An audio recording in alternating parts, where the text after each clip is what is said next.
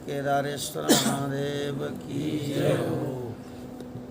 करुणा वरुणालय श्री राघवेंद्र सरकार की जय हो। नंद नंदन मुरली अधर अधर सौलभ्य निधि श्री गोपी कांत दामोदर भगवान की जय हो। श्री अयोध्यानाथ भगवान की जय हो। श्री कामतानाथ भगवान की जय हो। गंगा जमुना सरस्वती सरयू अलकनंदा मैया की जय हो। सत्य सनातन वैदिक धर्म की जय हो। श्री वैष्णव संप्रदाय की जय हो। भाष्यकार भगवान श्री स्वामी रामानुजाचार्य महाराज की जय हो। श्री भानुमामलय तोताद्रिजय स्वामी महाराज की जय हो।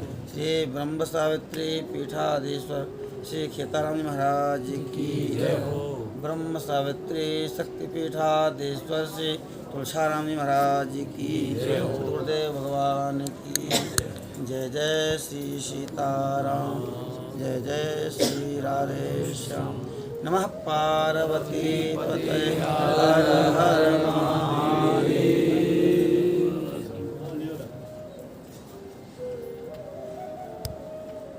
परम कारुणिक परमपिता परमात्मा भगवान बद्री विशाल महाप्रभु की अहेतु की करुणा कृपा से, भगवान आदि केदारेश्वर महादेव की कृपा करुणा से हम सब के प्रतिपालक गौ ब्राह्मण वेद रक्षक तपोनिष्ठ व्रतनिष्ठ पूज्यपाद स्वामी ब्रह्म सावित्री पीठाधीश्वर सद्गुरुदेव भगवान तुलसारामी महाराज जी की अहेतु की कृपा करुणा से एवं समुपस्थित हम सब के पूर्वजों के आशीर्वाद स्वरूप हम सब इस दिव्य भक्तिमय श्रावण मास के आज चतुर्थ दिवस की कथा में प्रवेश कर रहे हैं। आए सबसे पहले भगवान के पावन नाम का 2 बार कीर्तन कर लें और फिर कथा का श्रवण करें। गंगा तरंग रमणीय जटा कलापम गौरी निरंतर विभो सितभाम भागम नारायण प्रेयमनंग मदापहारम वाराणसी पुरपतिम भज विश्वनाथम। श्री काशी विश्वनाथ भगवान की जय। कल के कथा प्रसंग में हम सब ने नदियों के महात्म्य को सुना। सरस्वती नदी के 60 मुख अर्थात 60 धाराएँ बताई गईं। गंगा की 100 धाराएँ बताई गईं। पूरे भारतवर्ष की जो दिव्य नदियाँ हैं उनकी कितनी धाराएँ हैं इसका प्रमाण शिव महापुराण में मिलता है। किसी भी कार्य को करने के लिए देश काल परिस्थिति ये सब अनुकूल हों तो कार्य सुगमता से होता है। अध्यात्म में भी 10 चीज़ें बताई गई हैं। आगमोपह प्रजादेशः कालः कर्म च जन्म च ध्यानम मंत्रोऽथ संस्कारो दशैते गुणहेतवः। आगमोपह जो हमारा मूल ज्ञान है आगम, यदि हमको सात्विक साधना करनी है तो वह भी सात्विक होना चाहिए। और हमको वैराग्य की साधना करनी है और हम श्रृंगार जिसमें वर्णन हो ऐसे ग्रंथों का अध्ययन करें तो हमारे वैराग्य की सिद्धि कैसे होगी। यदि हमको वैराग्य चाहिए तो हमको वैराग्यप्रत आगमों का ही स्वाध्याय करना पड़ेगा। अपाह, जल भी पवित्र होना चाहिए। जिस जल का हम पान करें, जिस जल का सेवन करें, जिसका स्नान करें, वह जल भी पवित्र होना चाहिए। इसीलिए साधक सिद्ध महापुरुष लोग कोई पूरे जीवन गंगा जल ही पीते हैं, कोई सरयू जल पान करते हैं। जब जल पवित्र होगा उससे भी साधना में हमारे बल मिलेगा। आगमोपह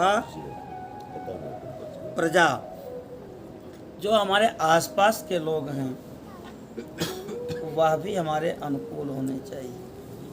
हम यहाँ भगवान शिव की महिमा का श्रवण कर रहे हैं और कोई बगल में बैठ करके गाना बजाने लगे या संसार की चर्चा करने लगे तो हमको असुविधा होगी, विघ्न होंगे।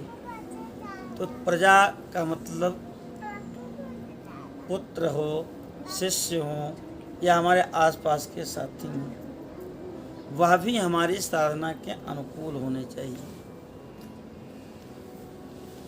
तो वह भी सहायक बनते हैं। आगमोपह प्रजा देशः, देश भी पवित्र होना चाहिए। अब यही चतुर्मासा किसी शहर में होता, किसी नगर में होता तो उसका उतना आनंद नहीं था जितना आनंद इस अलकनंदा मैया के तट पर है। शास्त्रों का प्रमाण है कि जो भगवान के दर्शन करने जाते हैं, भगवान तो नित्य तपस्या में स्थित हैं, 9 वर्ष हैं और 9 वर्षों में जो भारतवर्ष है इसके मूल देवता भगवान नारायण ही हैं। जो वर्णाश्रम धर्म का पालन करते हैं, ऐसे प्रजाओं की रक्षा के लिए भगवान नारायण स्वयं तप कर रहे हैं। और जो इनका दर्शन करता है उसको भगवान अपनी तपस्या का छठा अंश देते हैं। तो प्रायः जो लोग हैं दर्शन एक बार तो कर ही लेते होंगे, उत्साही लोग होंगे 2-3 बार भी कर लेते होंगे। जितनी बार हम दर्शन करेंगे उतनी बार भगवान अपने तप का अंश हमको प्रदान करते हैं। इसलिए भगवान के यहाँ दर्शन करने के बाद अपने आप चेहरा चमक जाता है, बुद्धि अपने आप सूक्ष्म और संस्कारित हो जाती है।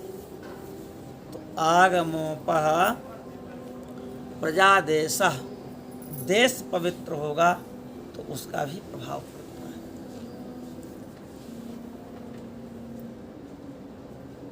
सुंद और उपसुंद 2 राक्षस हुए,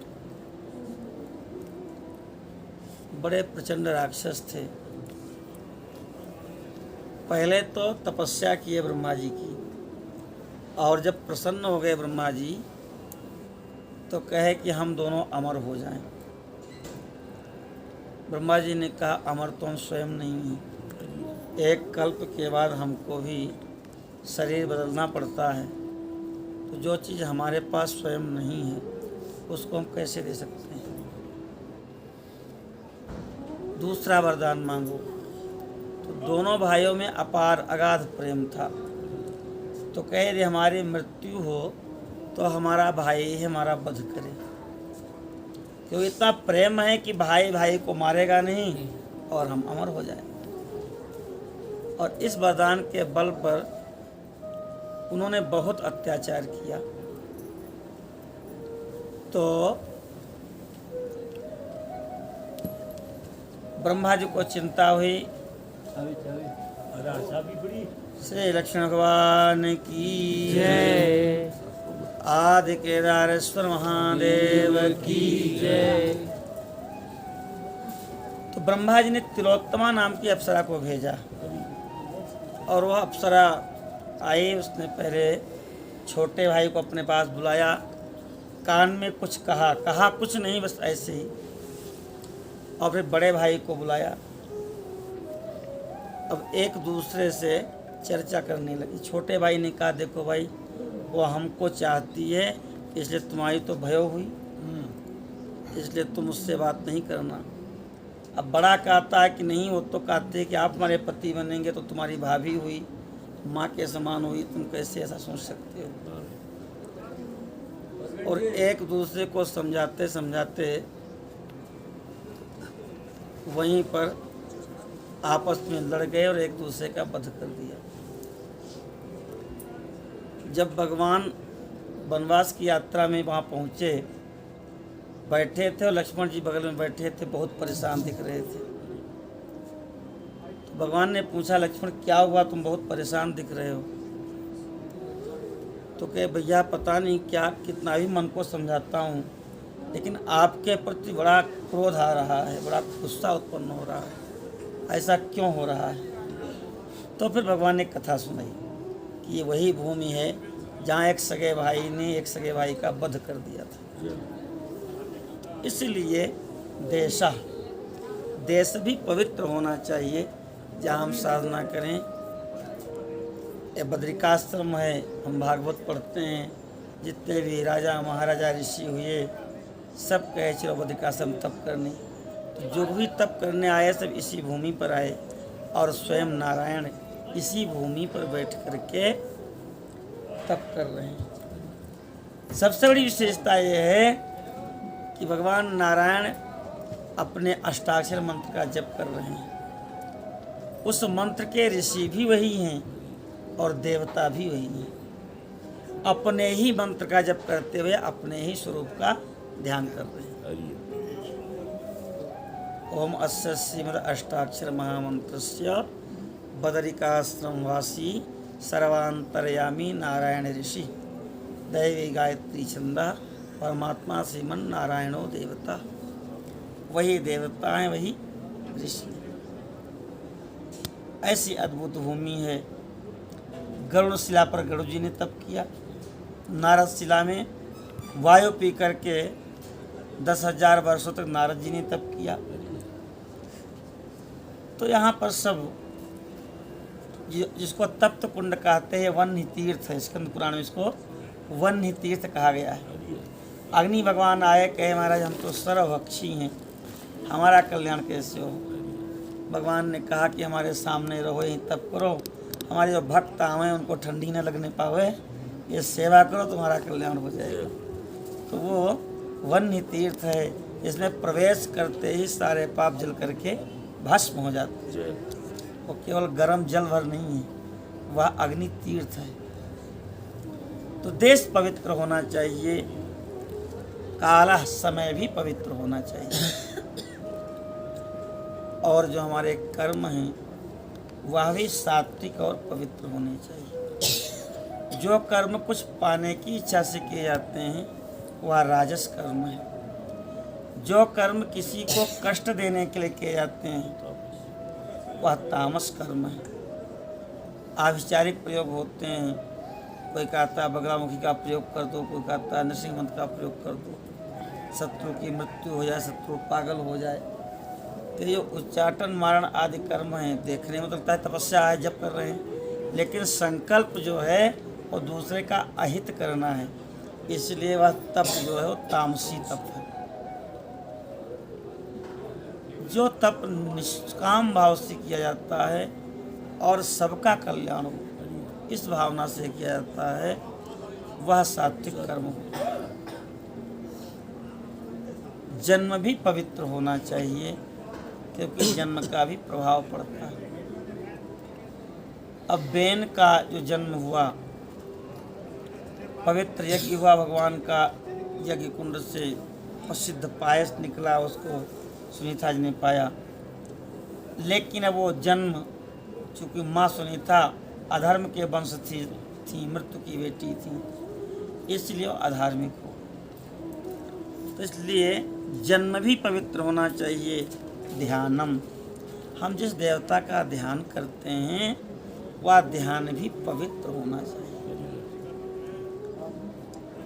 और हमारा मंत्र भी सात्विक होना चाहिए, संस्कार भी सात्विक होना चाहिए।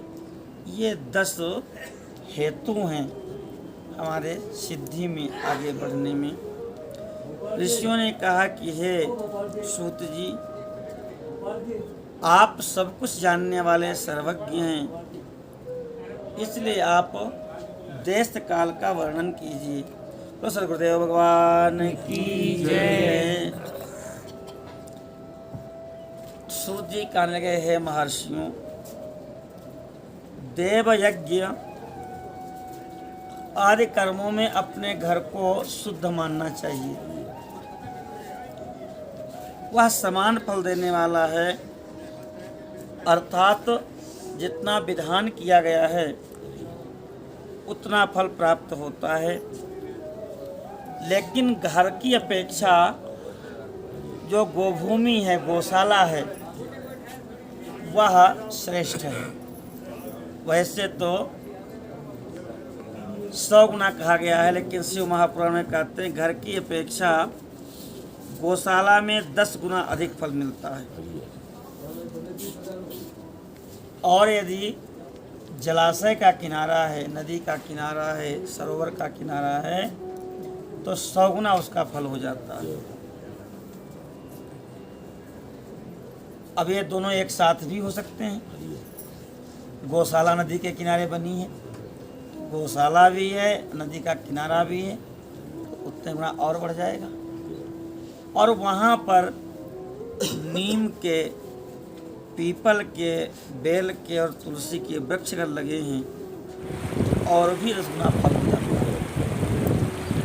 उस जलाशय के किनारे बिल्व वृक्ष लगा है, अश्वत्थ का वृक्ष लगा है, तुलसी लगी है, तो और भी 10 गुना हो जाता है। अब तुलसी, पीपल, बेल आदि लगे हैं और वहीं पर छोटा सा देवालय भी बना है भगवान का, तो उससे भी 10 गुना फल बढ़ जाता है। देवालय से भी 10 गुना ज़्यादा तीर्थ भूमि का तट, कोई तीर्थ है और उसका तट है, और भी 10 गुना उसका फल बढ़ जाता है। तीर्थ भूमि से भी 10 गुना श्रेष्ठ है नदी का किनारा। अब क्रमशः अधिक से अधिक फल प्राप्त हो उसके क्रम का वर्णन है। नदियों में भी 7 नदियां प्रधान हैं। सप्तगंगा इनको कहा जाता है। गंगा, गोदावरी, कावेरी, ताम्रपर्णी, सिंधु, सरयू और नर्मदा, इन नदियों को सप्तगंगा कहा जाता है। इनके किनारे पर यदि कोई जप तप किया जाए तो उसका बहुत ही ज़्यादा पुण्य है। इन सारी नदियों की अपेक्षा समुद्र का तट 10 गुना श्रेष्ठ है, क्योंकि समुद्र में तो सारी नदियां समा जाती हैं। और समुद्र सरिताम पति, समुद्र जो है नदियों के स्वामी हैं। भगवान कहते भी हैं कि जल के स्रोतों में मैं स्वयं समुद्र हूँ, सरसामस्मि सागरः। और नदी के, समुद्र के तट से भी ज़्यादा श्रेष्ठ है पर्वत का शिखर। जो पर्वत का शिखर है वहाँ पर कोई वास्तु दोष नहीं होता, वो स्वतः सिद्ध भूमि होती है। पर्वत का शिखर समुद्र तट से भी 10 गुना ज़्यादा पवित्र है। ये क्रम बताया गया। ये देश का वर्णन हो गया। अब काल का वर्णन बताते हैं। सतयुग में यज्ञ, दान आदि कर्म पूर्ण फल देने वाले होते थे, ऐसा समझना चाहिए। लेकिन त्रेता युग में उसका 3/4 फल मिलता है और द्वापर में उसका आधा ही फल मिलता है, और कलयुग में 1/4 फल की प्राप्ति समझना चाहिए। इसीलिए जो पुरस्चरण करते हैं, हवन करते हैं, तो कलौ चतुर्गुणम प्रोक्तम, क्योंकि कलयुग में 1/4 ही फल मिलता है, तो पूरा फल अगर पाना है तो 4 गुना करना पड़ेगा। अगर 8 अक्षर का मंत्र है तो आप 32 लाख कीजिए, तो 8 लाख के बराबर फल प्राप्त होगा। कहते हैं कि कलयुग बीतने पर उस चौथाई फल में से भी 1/4 कम हो जाता है। जब कलयुग और घोर हो जाएगा तो कहते हैं उस चौथे का भी 1/4 मिलेगा। इसलिए शुद्ध अंतःकरण पुरुष को शुद्ध एवं पवित्र दिन एवं समफल देने वाला होता है। हे विद्वान ब्राह्मणों, सूर्य संक्रांति के दिन किया हुआ सत्कर्म शुद्ध दिन की अपेक्षा 10 गुना फल देने वाला होता है। जैसे आज सामान्य दिन जो फल मिलेगा, तो जिस दिन सूर्य एक संक्रांति से दूसरी संक्रांति में जाते हैं, जैसे अभी मिथुन के सूर्य हैं और मिथुन के सूर्य जब कर्क में जाएंगे 1 महीने के बाद सूर्य दूसरी राशि में प्रवेश करते हैं, तो उस संक्रांति के दिन कहते हैं कि संक्रांति का पुण्य काल चल रहा है। तो वह पुण्य काल में जब कोई हम जब तप करते हैं तो 10 गुना ज़्यादा बढ़ जाता है। और उससे भी 10 गुना बढ़ जाता है जब विषुवत रेखा पर सूर्य पहुँचते हैं। दक्षिणायन आरंभ के दिन कर्क की संक्रांति में किए पुण्य कर्म का महत्व विषुवत रेखा से भी 2 गुना ज़्यादा माना गया है। ये सब शोध करके ज्योतिषी लोग पंचांग में लिख देते हैं। जब ये सूर्य कहीं जाते हैं तो पुण्य काल करके उसमें लिखा रहता है। इस बात को कहते हैं कि विज्ञ पुरुष जानते हैं चंद्र ग्रहण में किए हुए पुण्य का महत्व बहुत है और उससे भी ज़्यादा सूर्य ग्रहण में पुण्य करने का महत्व है।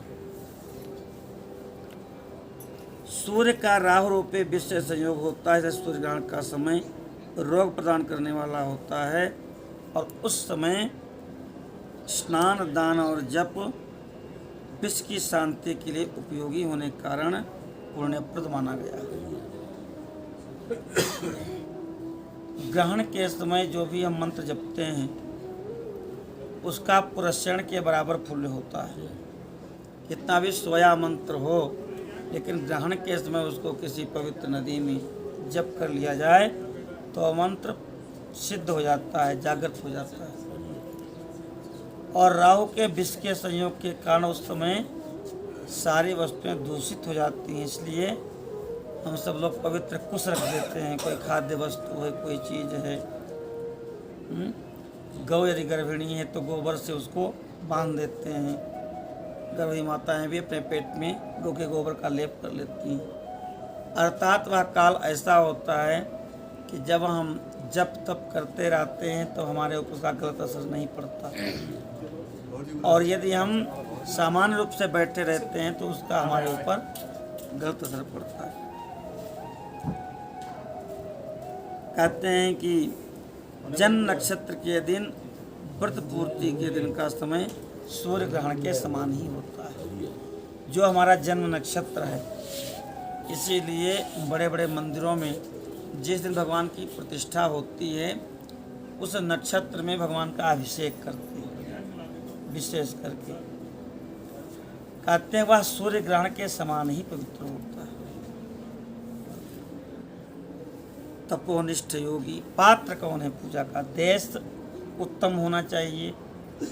देश में सर्वोत्कृष्ट बताया गया पर्वत का शिखर। हम लोग नर पर्वत के शिखर पर ही बैठे हैं।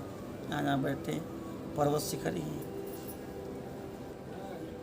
और काल का बताया कि जो संक्रांति काल है, ग्रहण काल है, ऐसे जो समय हैं वो अधिक से अधिक पुण्य देने वाले हैं और उस पुण्य का क्षय नहीं होता। अब पात्र कौन है पूजा का पात्र? तो कहते हैं कि हे ऋषियों, तपोनिष्ठ योगी, ज्ञाननिष्ठ यति, ये सब पूजा के पात्र हैं। अहमता ममता से विगलित हैं वो, न उनके अंदर अहम भाव है, न किसी के प्रति ममत्व भाव है। अहम मवाहिमानोत्थये काम लोभादिभिर्मलैः। यही तो संसार में आने के कारण है। यही तो उस शुद्ध आत्मा को जीव भाव प्रदान करने वाले हैं। मैं और मेरा, मैं और मेरा जितना गलित हो जाएगा वह आत्मा उतनी ही पवित्र हो जाती है। और भगवान कहते हैं भद्र पूजा पदानीचा, उसके अंदर मेरी पूजा की जा सकती है।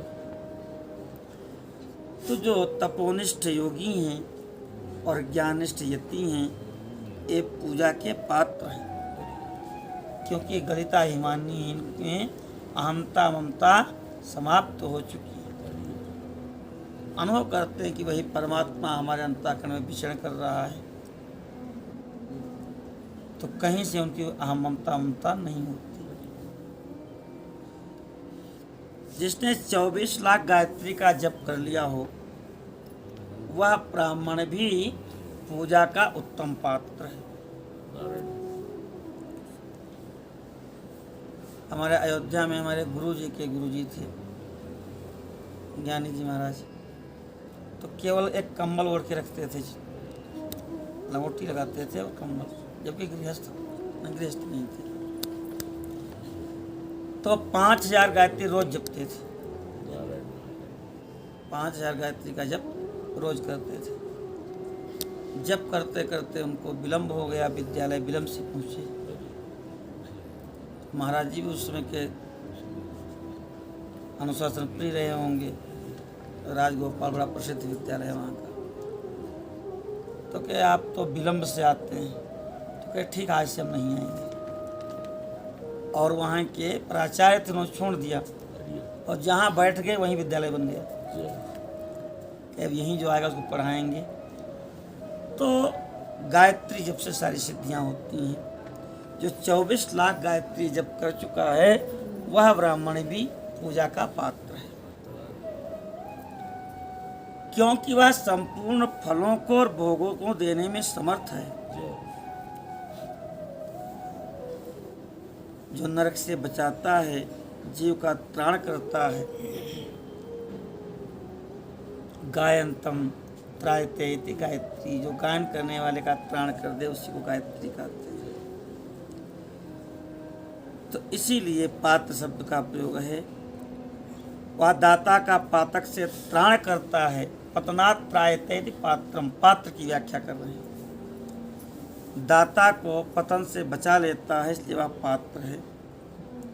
पतनात् त्रायते इति पात्रम शास्त्रे प्रयुज्यते।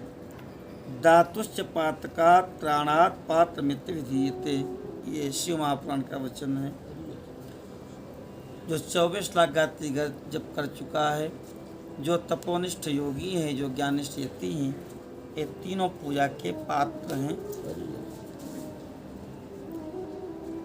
इस लोक में जो धनहीन हैं, वो दूसरे को धन नहीं दे सकते। धनवान उसी को धन दे सकता है जो स्वयं धनवान है। ऐसे ही जिसकी आत्मा स्वयं पवित्र है, वही दूसरे को पवित्र कर सकता है। जिसने अपना उद्धार कर लिया है, वही दूसरे का उद्धार कर सकता है। गुरु शिष्य बधिर अंध कै लेखा, एक न सुने एक नहीं। तो इसलिए जो स्वयं अपना उद्धार कर चुका है, जो स्वयं बंधा हुआ दूसरे को कैसे खोलेगा? जो गायत्री जप करके शुद्ध हो गया है, वही शुद्ध ब्राह्मण है। दान जप होम पूजा आदि में वही शुद्ध पात्र है। ऐसा ब्राह्मण ही दान तथा रक्षा की पात्रता रखता है। स्त्री हो चाहे पुरुष हो, जो भूखा है वह अन्नदान का पात्र है। यहाँ पर जप आदि का विचार नहीं है। क्षुधा से पीड़ित है, भूख लगी है, वो चाहे कोई भी हो, वह अन्नदान का पात्र है। जिसको जिस वस्तु की इच्छा हो, वह वस्तु उसको बिना मांगे ही दी जाए, तो दाता को उसका पूरा पूरा फल मिल जाता है। अब कोई पानी में भीगते हुए जा रहा है, अब आपने धीरे से उसको छाता दे दिया, तो आपको उस समय उसका पूरा फल मिलेगा। प्यास के मारे कोई इस तरह तो देख रहा है, कहीं नल लगा हो, कोई टोंटी लगी हो, और आपने देखा और उसको ठंडा जल पहुंचा दिया, तो आप वो संपूर्ण फल के भागी हैं।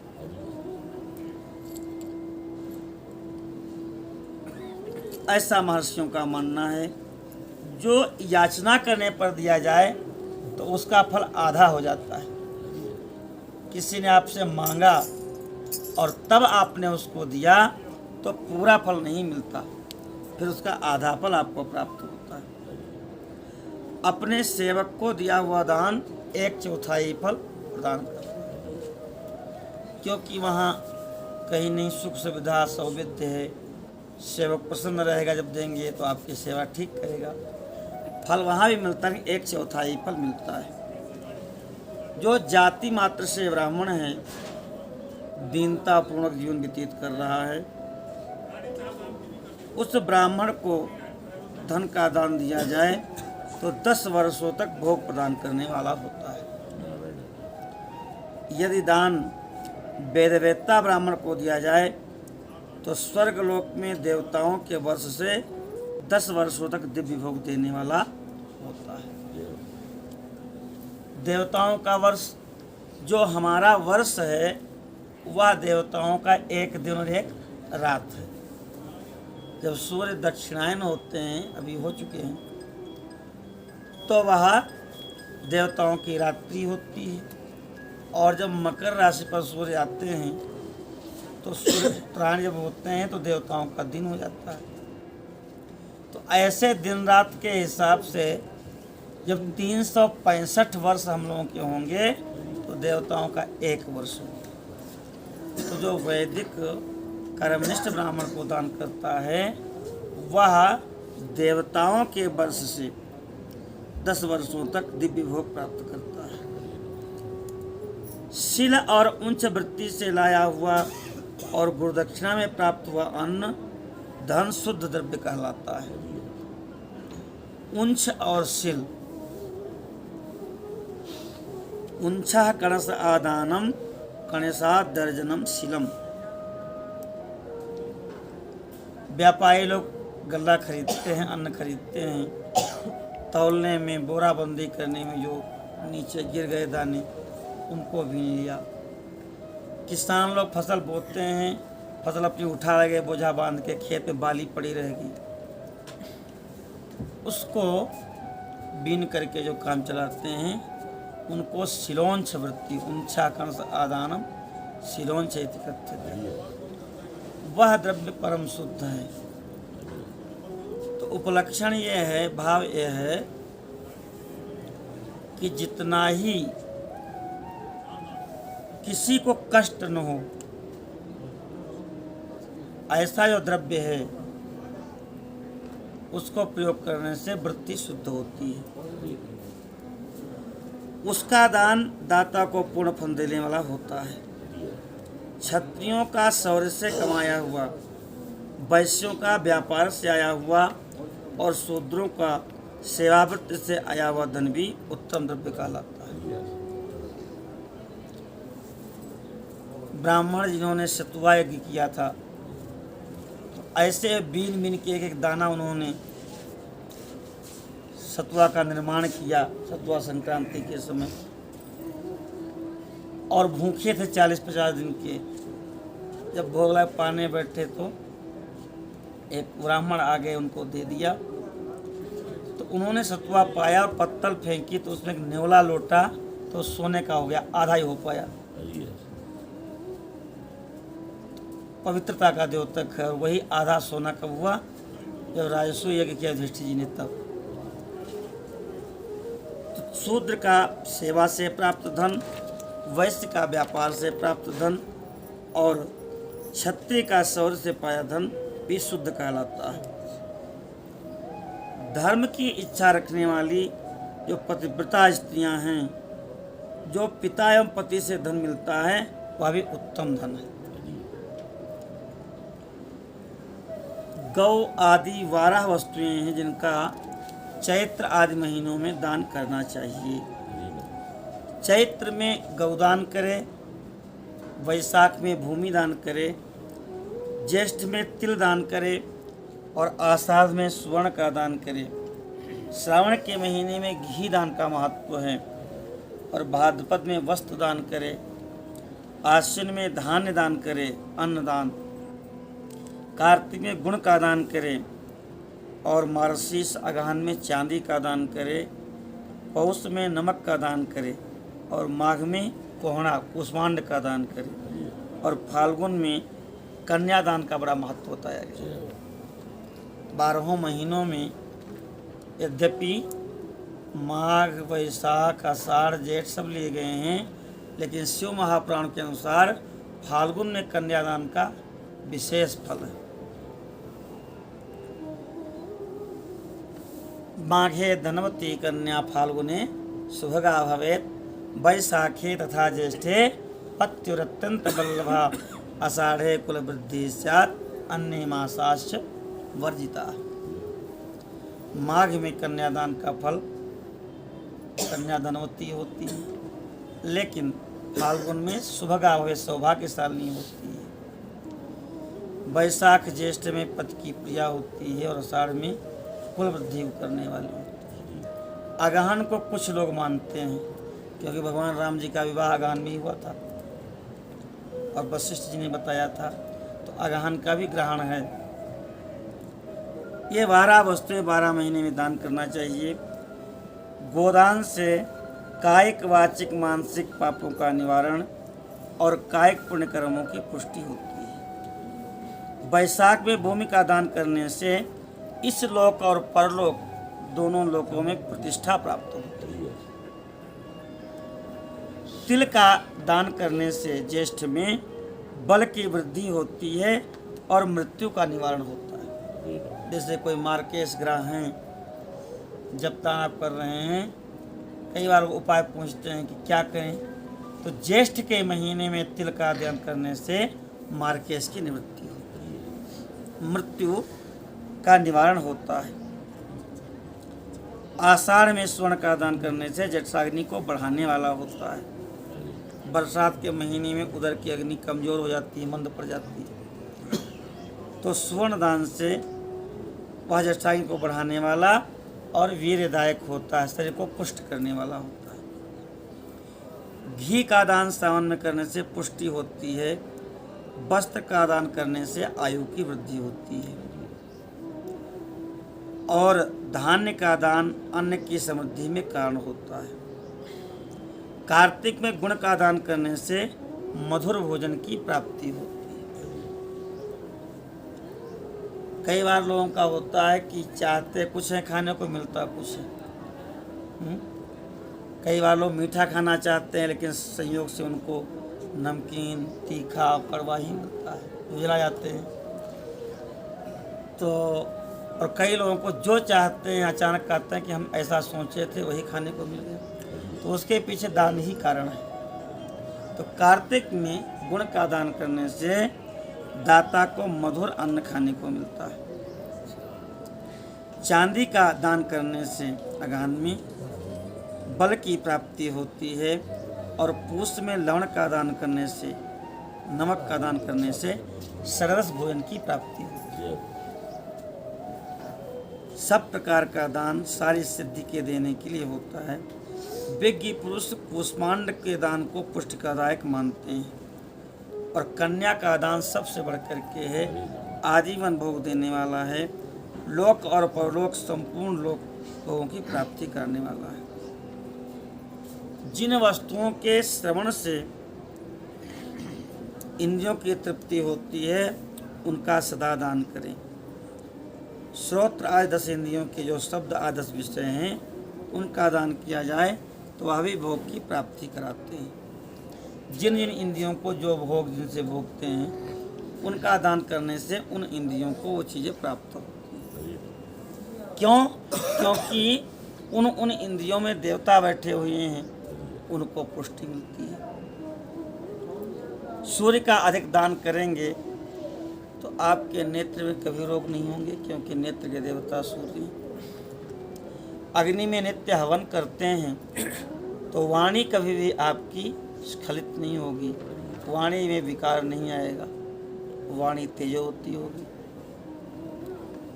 इस प्रकार से संतुष्ट करने वाले हैं। वेद और शास्त्र को गुरुमुख से ग्रहण करके गुरु के उपदेश से स्वयं ही विरोध करने के पश्चात जो बुद्धियाँ निश्चय करती है कि कर्मों का फल अवश्य मिलेगा।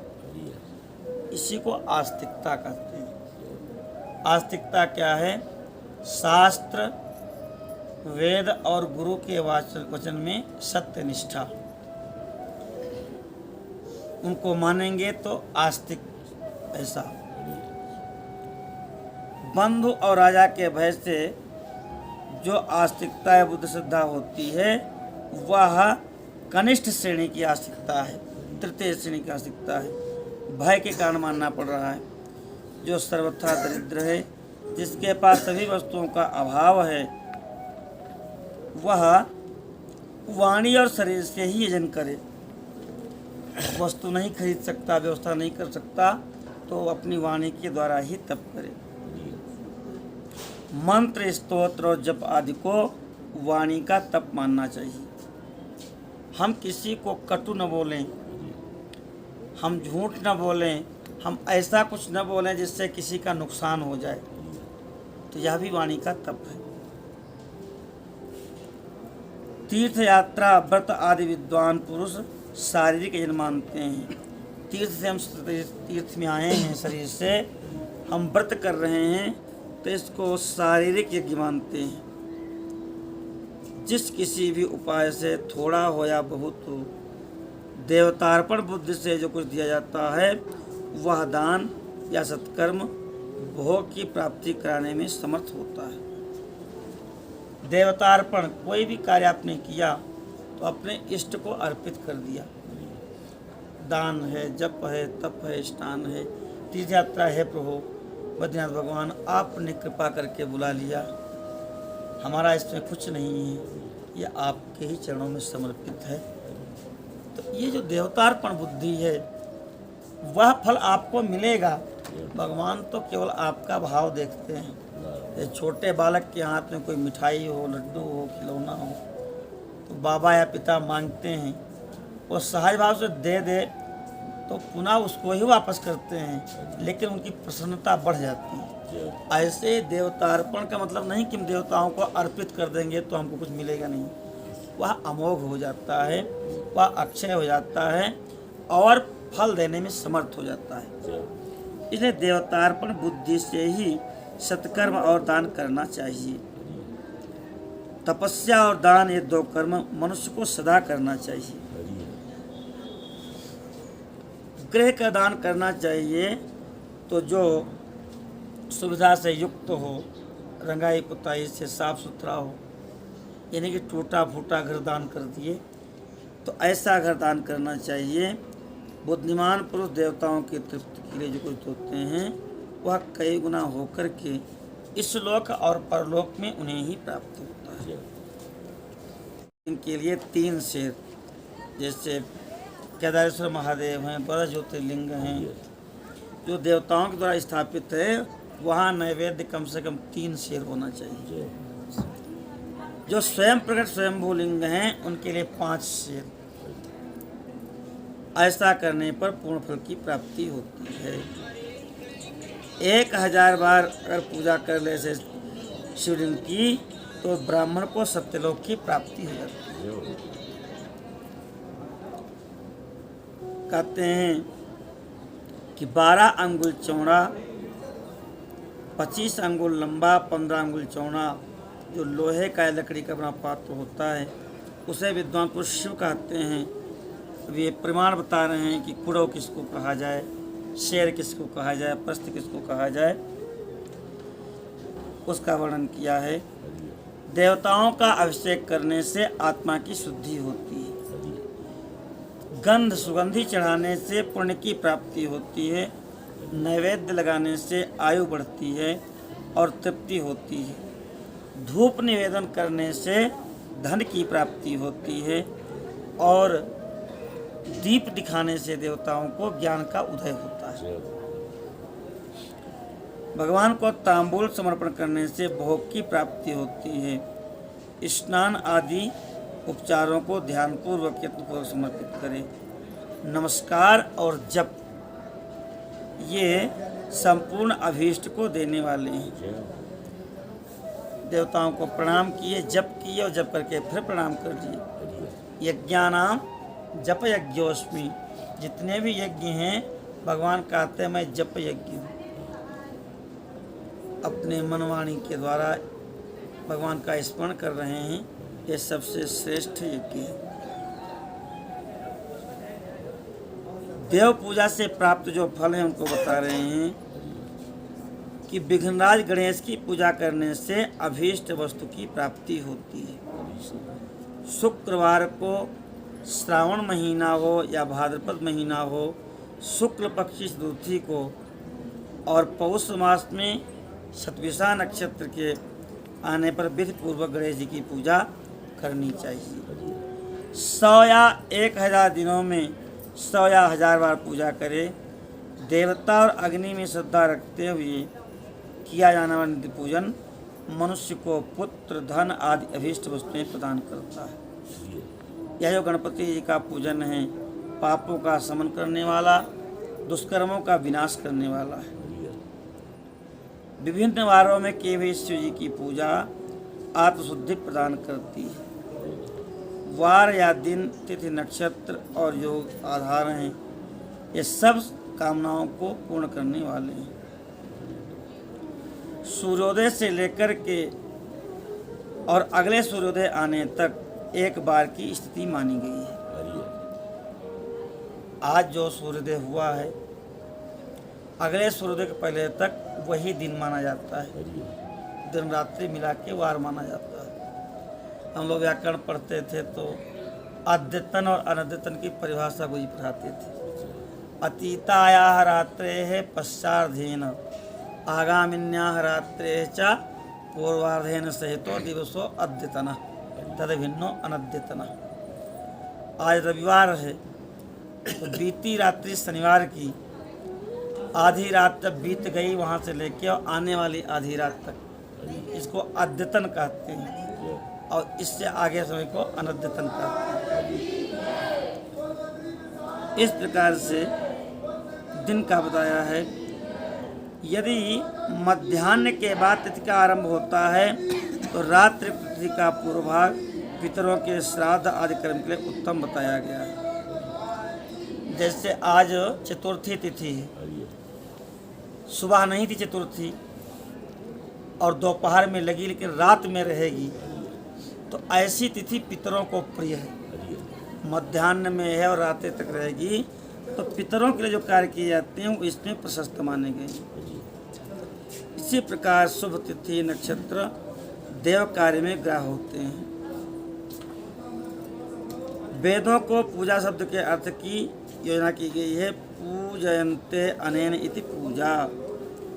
पूजा शब्द की व्युत्पत्ति है। पू का अर्थ होता है भोग और फल की सिद्धि। तो पूजायते, जिससे भोग और सिद्धि दोनों मिले, उसी का नाम है पूजा। मनोवांछित वस्तु और ज्ञान, ये दोनों ही अभीष्ट वस्तुएं हैं। सकाम भाव वाले को अभीष्ट भोग मिलते हैं और जो निष्काम भाव वाले हैं उनको पारमार्थिक ज्ञान मिलता है, दोनों को सिद्धि मिलती है। ये दोनों ही पूजा शब्द के अर्थ हैं। पू माने भोग और सिद्धि, और जायते इति ज, जिससे भोग और सिद्धि दोनों प्राप्त हों। इस प्रकार से पूजा शब्द की व्याख्या की है। कहते हैं नित्य और नैमित्तिक कर्म कालांतर में फल देते हैं, किंतु काम्य कर्म भली भांति अनुष्ठान हो जाए तो तत्काल फल मिलता है। प्रतिदिन एक पक्ष, एक मास और एक वर्ष तक लगातार पूजन करने से उन कर्मों के फल की प्राप्ति होती है। त्रिभिर्पक्षैः त्रिभिर्मासैः त्रिभिर्वर्षैः त्रिभिर्दिनैः अत्युत्कटैः पापपूर्णैः यहैव फलमश्नुते। 3 वर्ष तक, 3 महीने तक, 3 पखवाड़े तक या 3 दिन तक लगातार यदि किसी की पूजा करते हैं देवता की, तो अभीष्ट सिद्धि अवश्य होती है। प्रत्येक मास के कृष्ण पक्ष की चतुर्थी तिथि, हर महीने में चतुर्थी आती है, कृष्ण पक्ष है, तो उस चतुर्थी तिथि को महागणपति की पूजा एक पक्ष के पापों का नाश करने वाली है। जैसे आज आपने पूजा किया गणपति की तो 15 दिन तक कोई विघ्न नहीं आएंगे। ये गणेश जी की अपनी जिम्मेदारी है। चैत्र मास में चतुर्थी को की हुई पूजा 1 मास तक किए गए पूजन का फल देती है। जब सूर्य सिंह राशि पर हों, सिंह राशि पर भादों में आएंगे, उस समय भाद्रपद मास की चतुर्थी को की हुई गणेश जी की पूजा 1 वर्ष तक मनोवांछित फल प्रदान करती है। इसीलिए भादों में गणेश जी की पूजा प्रसिद्ध है। 1 वर्ष तक सारा विघ्न दूर रहता है अगर पूजा की जाए भादों में। श्रावण मास के रविवार को हस्त नक्षत्र हो, सप्तमी तिथि हो और माघ शुक्ला सप्तमी को भगवान सूर्य का पूजन करना चाहिए। श्रावण और माघ में ज्येष्ठ तथा भाद्र मास के बुधवार को श्रवण नक्षत्र से द्वादशी तिथि को या केवल द्वादशी हो तो भगवान विष्णु की पूजा करनी चाहिए। भादों में और ज्येष्ठ में द्वादशी तिथि को श्रवण नक्षत्र बुधवार दिन हो, ऐसा भगवान विष्णु का पूजन अभीष्ट सिद्धि को देने वाला है। श्रावण मास में की जाने वाली भगवान की पूजा अभीष्ट मनोरथ और आरोग्य प्रदान करती है। पहले जो 12 वस्तुओं का दान बताए हैं, उन वस्तुओं को दान करने का जो फल है वह सारा फल केवल द्वादशी में भगवान की पूजा करने से प्राप्त हो जाता है। अभी जो बताया कि चैत्र में गौ का दान करे, वैशाख में चांदी का, सोने का, वो सारा मिला के जो फल होता है वह फल केवल ज्येष्ठ अथवा भादो महीने में द्वादशी तिथि को श्रवण नक्षत्र हो और भगवान की पूजा कर ली जाए तो सारे फल प्राप्त हो जाते हैं। जो द्वादशी तिथि को भगवान विष्णु के 12 नामों द्वारा षोडशोपचार पूजन करता है वह उनकी प्रसन्नता को प्राप्त कर लेते हैं। ओम केशवाय नमः, ओम नारायणाय नमः, ओम माधवाय नमः, ओम गोविंदाय नमः, ओम विष्णवे नमः, ओम मधुसूदनाय नमः, ओम त्रिविक्रमाय नमः, ओम वामनाय नमः, ओम श्रीधराय नमः, ओम ऋषिकेशाय नमः, ओम पद्मनाभाय नमः, ओम दामोदराय नमः। ये 12 नाम भगवान के। इन 12 नामों से जो षोडशोपचार पूजन करता है वह भगवान की प्रसन्नता को प्राप्त कर लेता है, यानी भगवान अवश्य उसके ऊपर प्रसन्न हो जाते हैं। 12 नामों के द्वारा भगवान का पूजन करे द्वादशी तिथि को और 12 ब्राह्मणों का पूजन करे, उनको अन्न वस्त्र से संतुष्ट करे तो वह परम फल को प्राप्त कर लेता है। कर्क की संक्रांति हो, श्रावण का महीना हो, नवमी तिथि हो, मृगशिरा नक्षत्र हो तो भगवती की पूजा करनी चाहिए, पार्वती की, दुर्गा की। श्रावण के महीने में नवमी तिथि हो, मृगशिरा नक्षत्र हो तो संपूर्ण मनोवांछित भोगों और फलों को देने वाली है। कई बार क्या होता है, थोड़ी भी पूजा से कार्य सिद्ध हो जाते हैं और कई बार कई पुरस्कार होते हैं कि महाराज दुर्गा जी की वे सच्चंडी हो गई, शंकर जी के भी 100 अभिषेक हो गए, विष्णु भगवान का भी यज्ञ हो गया, लेकिन काम हुआ नहीं। तो काम हुआ नहीं, उसके पीछे यही चीज़ें कारण हैं। इन पुराणों के द्वारा उन कालों का निश्चय करो। श्रावण के महीने में नवमी तिथि हो, मृगशिरा नक्षत्र हो और भगवती की पूजा की जाए तो संपूर्ण मनोरथों को देने वाली है। ऐश्वर्य की इच्छा रखने वाले पुरुषों को भगवती की पूजा उस दिन अवश्य करनी चाहिए। आश्विन मास का शुक्ल पक्ष, शारदीय नवरात्र की नवमी, वह भी संपूर्ण अभीष्ट को देने वाली है। आश्विन महीने की नवमी को भगवती की पूजा की जाए और उसी मास के कृष्ण पक्ष चतुर्दशी को यदि रविवार पड़ जाए तो उसका महत्व और बढ़ जाता है। आश्विन कृष्ण चतुर्दशी और अगर रविवार है और उस समय यदि पूजन किया जाए, शिव पूजा, आर्द्रा नक्षत्र,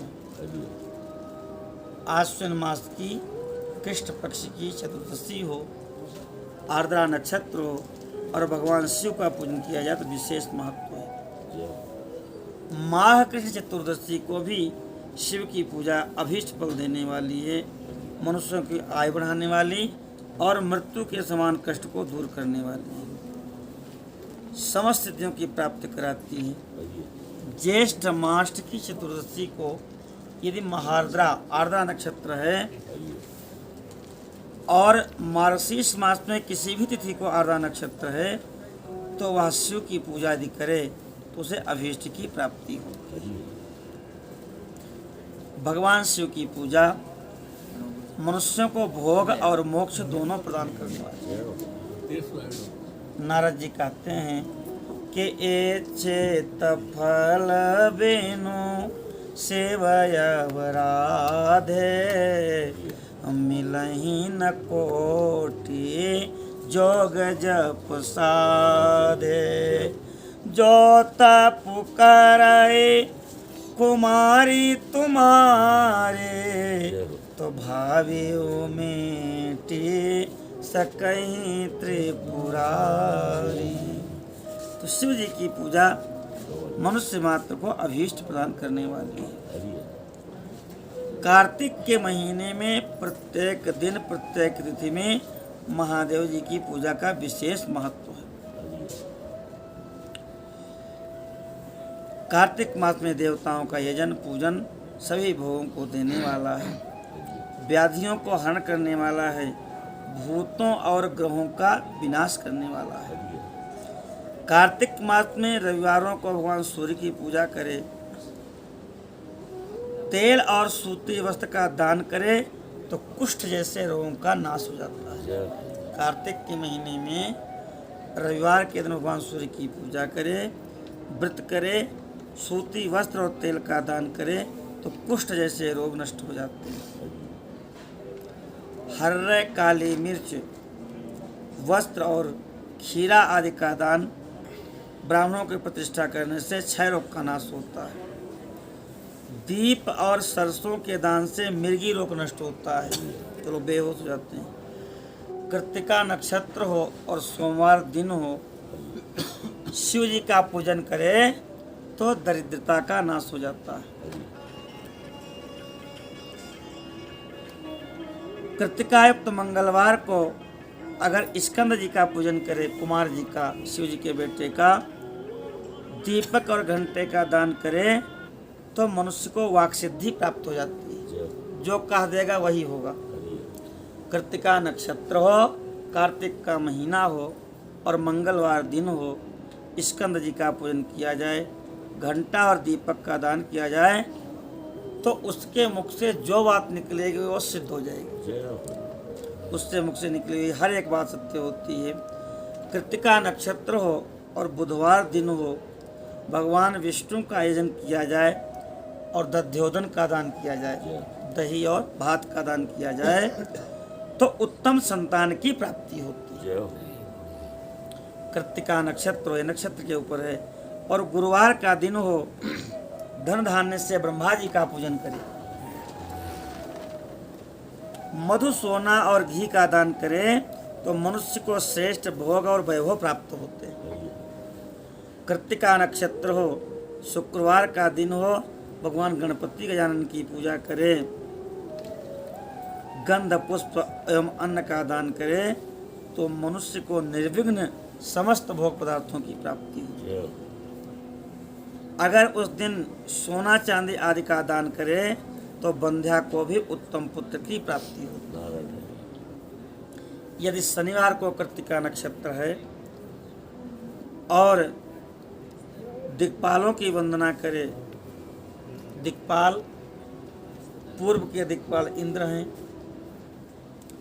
पूर्व और दक्षिण कोने में आग्नेय कोण उसके दिक्पाल अग्नि देवता हैं, दक्षिण के दिक्पाल यम हैं और दक्षिण और पश्चिम कोने के दिक्पाल नृत्य देवता हैं, पश्चिम के दिक्पाल वरुण देवता हैं, पश्चिम और उत्तर के कोने में वायव्य कोण है, उसके स्वामी वायु देवता हैं, उत्तर के दिक्पाल कुबेर जी हैं, उत्तर और पूर्व कोने में ईशान कोण कहते हैं, उसके देवता शिव जी हैं, ईशान से उनका नाम है। ऊपर के देवता ब्रह्मा जी और नीचे के शेष जी।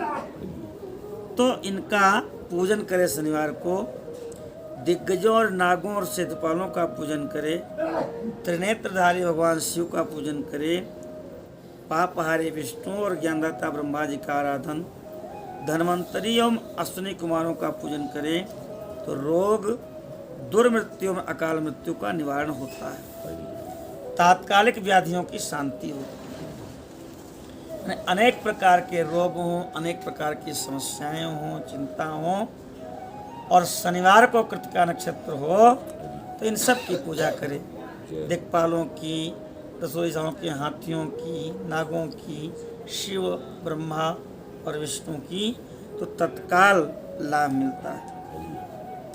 नमक, लोहा, तेल, उड़द और त्रिकटु में सौंठ, पीपल और काली मिर्च, फल, गंध आदि और घृत आदि पदार्थों का दान देने स्वर्गलोक की प्राप्ति होती है। नमक दान करें तो कितना होना चाहिए? तो कहते कम से कम 1 किलो नमक का दान कम से कम 1 सेर होना चाहिए। धन की संक्रांति से युक्त पौष मास में उषा काल में सूर्योदय के पहले शिव आदि समस्त देवताओं का पूजन समस्त सिद्धियों की देने वाला है। इसमें विशेष रूप से अगाहनी चावल का खीर बनाया जाए। अनेक प्रकार के अन्न का नैवेद्य। इसलिए हम लोग के यहाँ जो वैष्णव हैं उनके यहाँ धनुर्मास में पूरे महीने ही पूजा का रंग भगवान गोदाम्बा का पूजन होता है। 4 बजे से ही अर्चना पूजा कहते विशेष सिद्धि को देने वाला है। यदि पूजन किया जाए तो मनुष्य के सारे पाप नष्ट हो जाते हैं। जो मनुष्य मार्गशीर्ष मास आने पर कम से कम 3 दिन भी देवताओं का पूजन करे और पौष मास को पूजन से खाली न जाने दे तो उसको समस्त भोग प्राप्त होते हैं।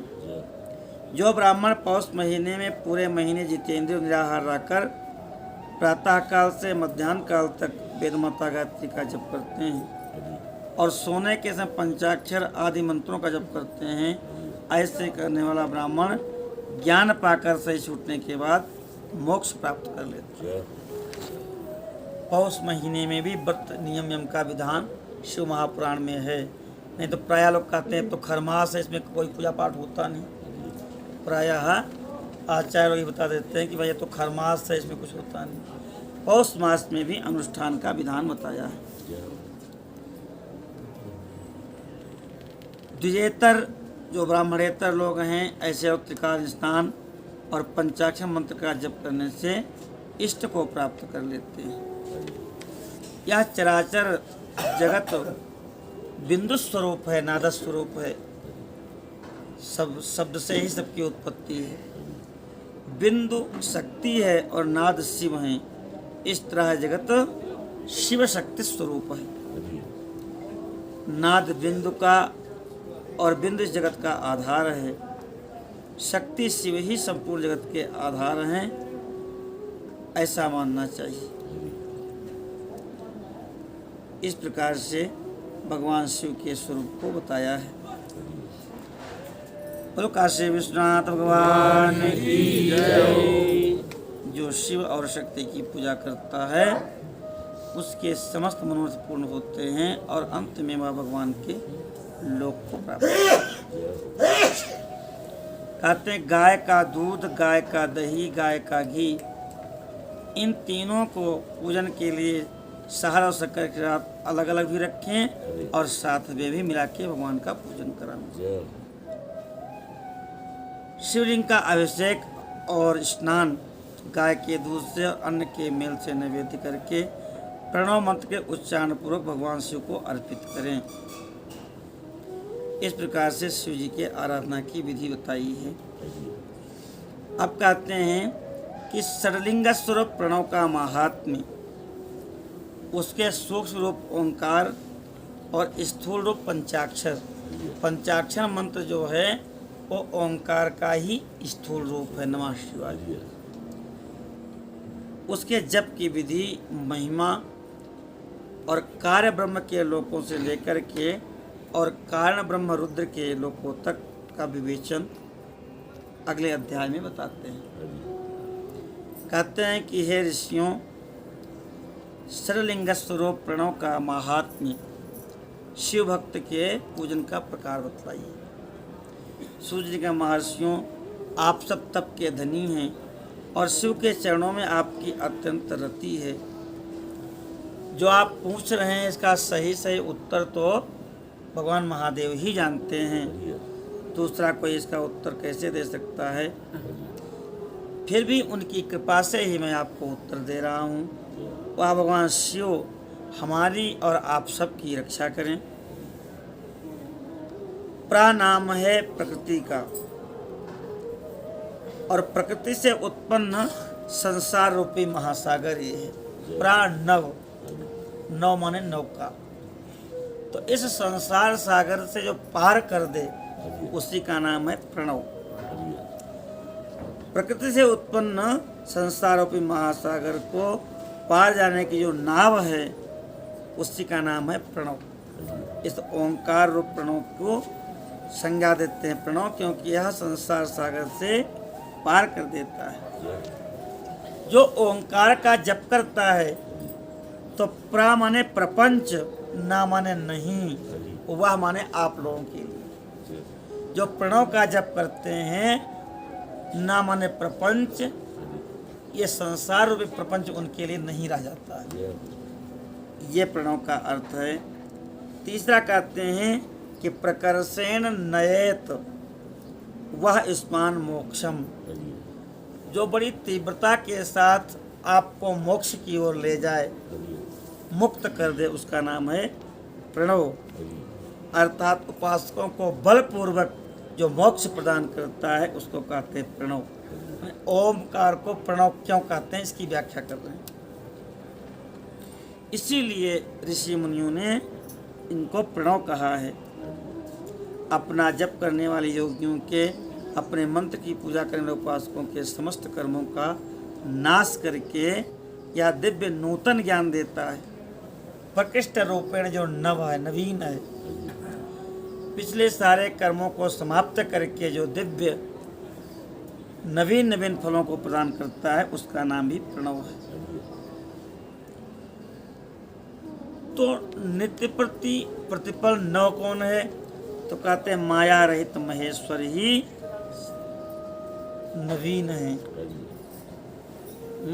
क्षणे क्षणे नवताओं पैती तदेव रूपम रमणीयताया। शुद्ध स्वरूप परमात्मा इसलिए प्रणव के द्वारा संबोधित किए जाते हैं।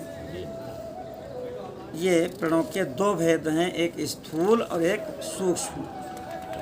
तो जो ओम है ये तो सूक्ष्म प्रणव है और नमः शिवाय जो है ये स्थूल प्रणव है। इसमें 5 अक्षर व्यक्त नहीं है इसलिए सूक्ष्म है, और वहाँ 5 अक्षर स्पष्ट हैं इसलिए वो स्थूल है।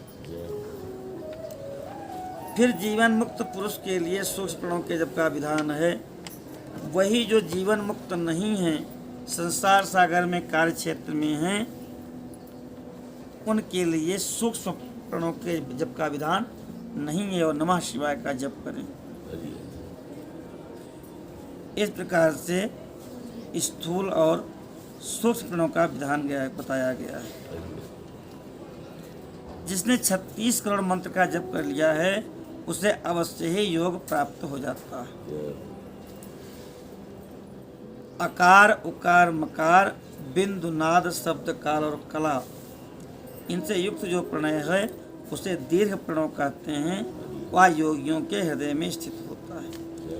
आ, उ, मा 3 अक्षर जिसमें हैं इसको ह्रस्व प्रणव कहते हैं। अकारश्च शिवः प्रोक्तः, अकार माने शिव और उकार माने शक्ति और मकार माने इन दोनों की एकता। यह त्रितत्व रूप है, इसलिए ह्रस्व प्रणव का जप करना चाहिए। पृथ्वी, जल, तेज, वायु, आकाश ये पंचभूत हैं। शब्द, स्पर्श, रूप, रस, गंध ये इनके 5 विषय हैं।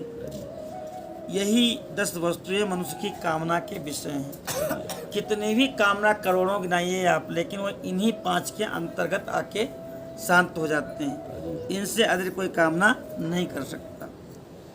इनकी आशा मन में लेकर जो अनुष्ठान में संलग्न होते हैं वो प्रवृत्ति मार्गी जीव कहलाते हैं। सकाम जो इनकी कामना करते हैं प्रवृत्ति मार्गी जीव हैं, और जो निष्काम भाव से भगवान की उपासना करते हैं, इनकी अपेक्षा नहीं करते, वो निवृत्त मार्गी जीव हैं। प्रवृत्त पुरुषों को हर्ष प्रणव का ही जप करना चाहिए और निवृत्त पुरुषों को दीर्घ प्रणव का जप करना चाहिए।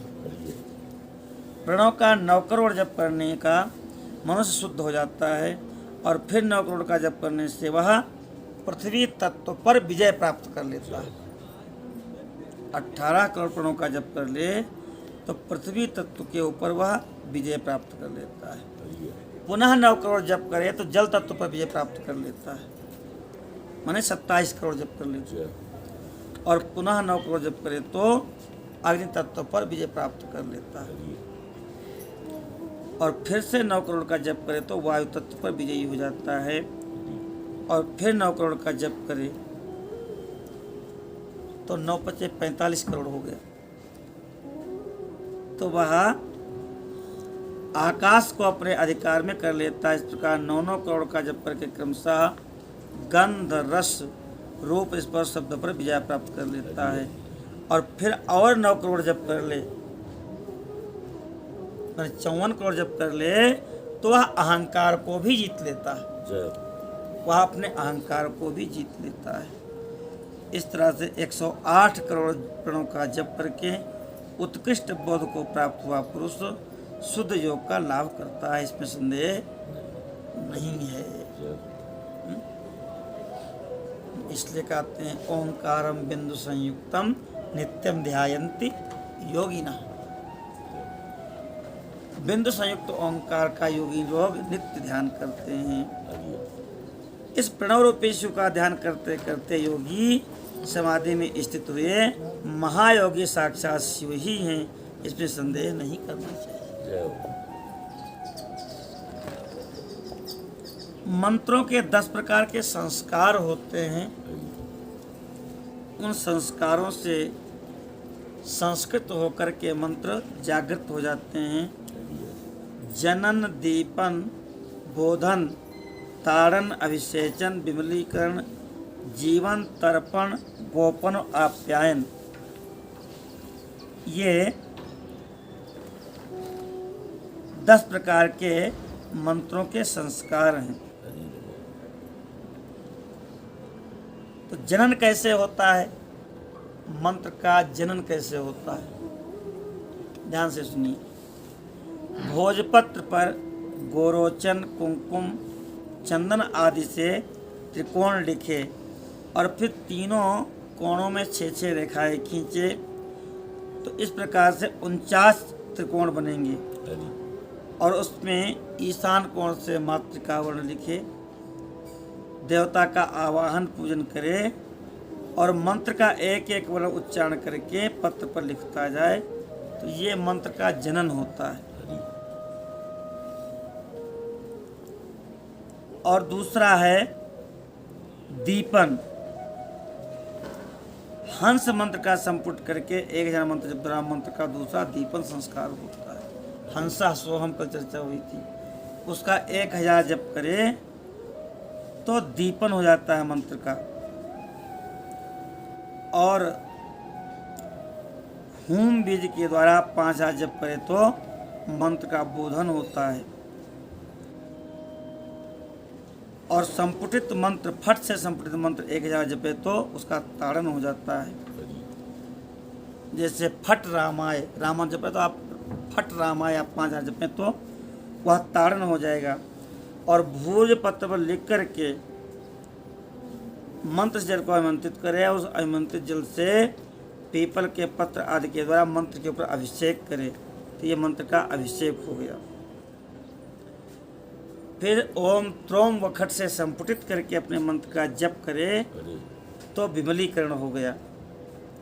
और सुधा वट से संपुटित करके और जप करे तो वो जीवन संस्कार हो गया, माने प्राण आ गए मंत्र। दूध जल और घृत के द्वारा 100 बार तर्पण करे तो मंत्र का तर्पण हो गया। पुष्प कुश जलादि के द्वारा तर्पयामी तर्पयामी ये तर्पण हो गया। ह्रीम संपुटित बीज करके एक जब करे तो उसका गोपन होता है, नवम संस्कार। और एक बार और उसका ह्रोम से संपुटित जब करे तो आप्यायन होता है। इस प्रकार ये 10 मंत्र के संस्कार हैं। इस प्रकार संस्कृत किया हुआ मंत्र शीघ्र सिद्धिप्रद होता है, यह बताया है। क्रिया तप और जप के योग से शिव योगी 3 प्रकार के होते हैं, क्रिया योगी, तपोयोगी और जप योगी। 3 प्रकार के योगी होते हैं, जो धन आदि वैभवों से पूजा करते हैं, सामग्री का संचय करते हैं, नमस्कार आदि क्रिया करते हुए इस पूजा में लगे रहते हैं, वह क्रिया योगी कहलाते हैं। पूजा में संलग्न रहते जो परिमित भोजन करते हैं, बाह्य इंद्रियों को वश में रखते हैं, मन को वश में रखते हैं, पर द्रोह से दूर रहते हैं, वो तपोयोगी कहलाते हैं। और इन सब सद्गुणों से युक्त होकर जो शुद्ध भाव से काम आदि दोषों से रहित हैं, शांत चित्त होकर के केवल भगवान के जप में ही लीन हैं, उनको जप योगी कहा जाता है। जप योग का वर्णन कर रहे हैं, कहते तपस्या करने वालों के लिए जप योग का उपदेश किया गया है। जो निरंतर जप करता रहता है वो अपने आप को सर्वथा शुद्ध कर लेता है। सबसे पहले नमः पद हो, उसके बाद चतुर्थी विभक्ति हो। नमः शिवाय ये पंचात्मक मंत्र है, इसको शिव पंचाक्षर भी कहते हैं, इसको स्थूल प्रणव भी कहते हैं। इसके जप से मनुष्य समस्त सिद्धियों को प्राप्त कर लेता है। पंचाक्षर मंत्र के आदमी ओंकार लगाकर सदा उसका जप करना चाहिए, लेकिन गुरु के मुख से उपदेश पा करके और फिर सुखपूर्वक जप करना चाहिए। शुक्ल पक्ष प्रतिपदा से आरंभ करके और कृष्ण पक्षी चतुर्दशी तक निरंतर जप करता रहे। माघ और भादों के महीने में पंचाक्षर के जप का विशेष महत्व है, यह समय सबसे उत्तम माना गया है। प्रतिदिन एक बार भोजन करे, मौन रहे, इंद्रियों को वश में रखे, अपने स्वामी और माता पिता की नित्य सेवा करें। इस प्रकार नियम करके जो जप करता है तो कहते हैं 1 सहस्र जप से ही वह व्यक्ति शुद्ध हो जाता है। और यदि इन लोगों की सेवा न करे और केवल मंत्र जप करे तो वह साधक ऋणी माना जाता है। भगवान शिव का निरंतर चिंतन करते हुए पंचाक्षर मंत्र का 5 लाख जप करे। जप काल में भगवान शिव का ध्यान करे। ध्यान की विधि बताई है कि शिव भगवान कमल के आसन पर विराजमान हैं, उनके मस्तक पर भगवती गंगा और चंद्रमा की कला है, उनके बाएं तरफ उनकी बाईं जंघा पर भगवती बैठी हुई हैं और अनेक शिव जी के गण वहीं सामने खड़े उनकी स्तुति कर रहे हैं। उनके 4 भुजाएं हैं, जिसमें मृग मुद्रा, टंक, वर और अभय मुद्रा धारण किए हुए हैं। भगवान शिव बारंबार अपने भक्तों पर अनुग्रह करने वाले हैं। कहते हैं सूर्य मंडल में भी भगवान शिव जी का ध्यान करने का विधान है और इस प्रकार पंचाक्षरी मंत्र का जप करें। सदैव शुद्ध कर्म ही करे, सत्कर्म ही करे, दुष्कर्म से बचा रहे। जप की समाप्ति के दिन कृष्ण पक्ष की चतुर्दशी को शुक्ल पक्ष की प्रतिपदा से शुरू करे और कृष्ण पक्ष की चतुर्दशी तक करे। पूर्ण हो जाए तो 12,000 जप करके सपत्नीक ब्राह्मण जो शिव भक्त उनका वर्ण करे और फिर भगवान शिव के ईशान, तत्पुरुष, अघोर, वामदेव, सद्योजात ये 5 भगवान के मुख हैं, वो ऐसे 5 ब्राह्मणों का वर्ण करके और भगवान शिव का पूजन आरंभ करे। पूजन का विधान बताया है, उस विधि से पूजन करें। कहते हैं कि इस पूजा से वह दिव्य रूप को प्राप्त कर लेता है। जो 5 लाख जप करता है भगवान का ऐश्वर्य को प्राप्त करता है, और जो 100 लाख जप करता है साक्षात ब्रह्मा के समान हो जाता है। अर्थात वह कार्य ब्रह्म हिरण्यगर्भ का सायुज्य प्राप्त कर लेता है। प्रलय होने तक वह ब्रह्मा के प्रलय होने तक यथेष्ट भोगों को प्राप्त करता है। और जब दूसरे कल्प का आरंभ होता है तो वह ब्रह्मा जी का पुत्र होता है। तो सब ब्रह्मा जी के ही पुत्र हैं, ऋषिगण हैं, मनु आदि हैं। तो जो 14 लोक हैं ऊपर के और नीचे के, उस सत्य लोक से ऊपर क्षमा लोक तक, वे सब भगवान विष्णु के लोक हैं। और क्षमा लोक से ऊपर सूच लोक पर्यंत तो 28 भुवन हैं। वह कैलाश में प्राणियों का संहार करने वाले रुद्रदेह विराजमान रहते हैं। इस प्रकार से अनेक लोकों का वर्णन किया गया है। माँ का अर्थ है लक्ष्मी। उससे कर्म भोग यात्मा ने प्राप्त होता है, इसलिए माया अथवा कर्म माया कहलाती है। इसी प्रकार लक्ष्मी से ज्ञान भोग प्राप्त होता है, उससे माया या ज्ञान माया कहा गया है। सीमा से नीचे नश्वर भोग हैं और ऊपर नित्य भोग हैं। उससे नीचे ही तिरोधान अथवा लय है, ऊपर नहीं। इस पृथ्वी के नीचे के लोगों का तो लय होता है, लेकिन ऊपर जो स्व महाजना तपा सत्यादि लोक हैं उनका लय नहीं होता। इस प्रकार से इन लोकों का वर्णन किया है।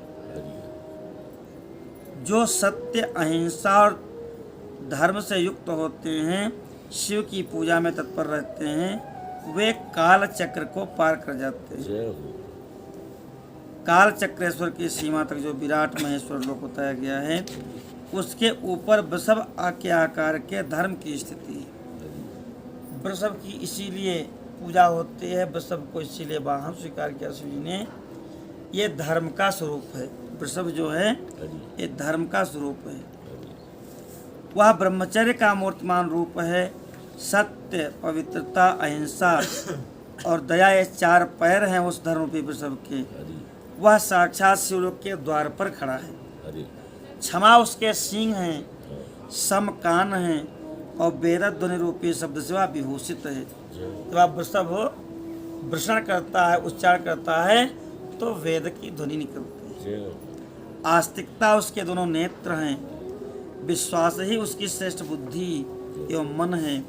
क्रिया धर्म रूपी जो वृषभ है वो सब कारण आदि में स्थित है, ऐसा जानना चाहिए। उसी क्रियारूप वृषभाकार धर्म पर कालातीत शिव आरूढ़ होते हैं, जो काल से परे हैं। ब्रह्मा, विष्णु और महेश्वर की जो अपनी अपनी आयु है उसी को दिन कहते हैं। जहाँ धर्म रूपी वृषभ की स्थिति है, उससे ऊपर न दिन है न रात्रि है, न जन्म है न मरण है। वहाँ काल की गणना समाप्त है, वहाँ कोई काल की गणना नहीं है। वहाँ फिर से कारण स्वरूप ब्रह्मा के कारण सत्यलोक पर्यंत 14 लोक स्थित हैं, जो 5 भौतिक गंध आदि से परे हैं। ये शब्द, स्पर्श, रूप, रसगंध वहाँ पर नहीं है।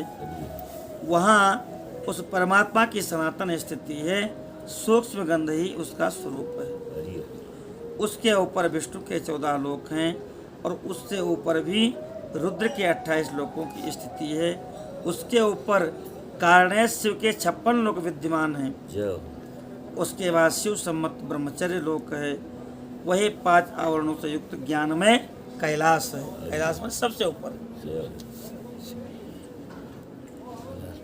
5 मंडलों, 5 ब्रह्म कलाओं आदि शक्ति से संयुक्त आदि लिंग प्रतिष्ठित है।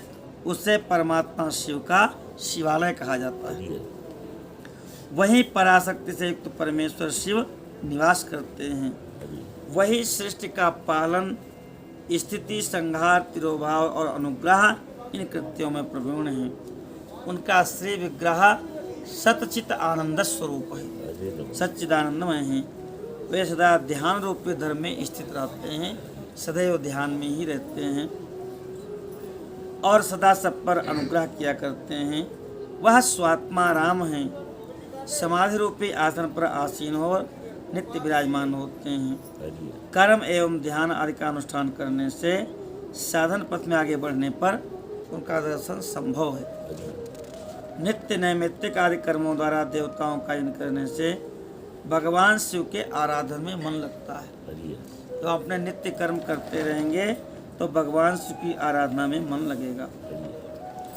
जिन्होंने शिव तत्व का साक्षात कर लिया है अथवा शिव जी के ऊपर जिनकी कृपा दृष्टि पड़ चुकी है वे सब मुक्त हैं, इसमें संदेह नहीं है।